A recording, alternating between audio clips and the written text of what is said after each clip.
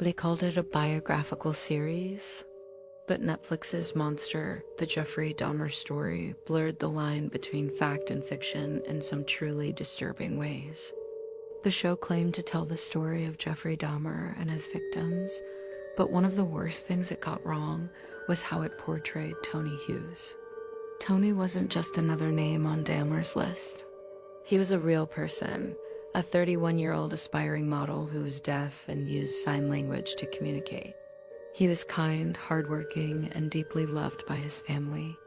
But if you watched Monster, you probably remember how they depicted Tony and Dahmer's relationship as if the two had a genuine romance. The show made it look like they fell for each other, shared tender moments, and that Dahmer actually cared for Tony before killing him. And that's not just inaccurate, it's gross. In reality, Tony Hughes and Jeffrey Dahmer were not in a relationship. There was no love story. There was no tragic breakup. There was only manipulation, violence, and death. Tony met Dahmer like many of Dahmer's victims did, and sadly his life was taken the same night.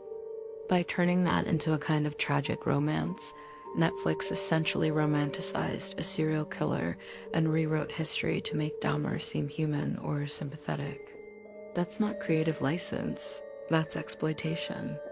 It minimizes what happened and rewrites the truth in a way that's easier for audiences to digest. Tony Hughes' family has spoken out before, saying they never approved of how his story was portrayed. Imagine losing someone in such a horrific way, and then seeing a global streaming giant turn their death into a tragic love story for entertainment. It's not just disrespectful, it's re-traumatizing. And that's the core problem with shows like this. They blur reality until people start confusing empathy for the victims with sympathy for the killer. Dahmer didn't deserve to be understood. His victims deserve to be remembered, accurately, respectfully, and truthfully. Netflix could have told Tony Hughes' real story about his life, his dreams, and his strength as a deaf, Black, gay man living in Milwaukee in the late 80s. Instead, they gave viewers a twisted version of events that made Dahmer look capable of love. He wasn't, and that's the worst thing Netflix got wrong.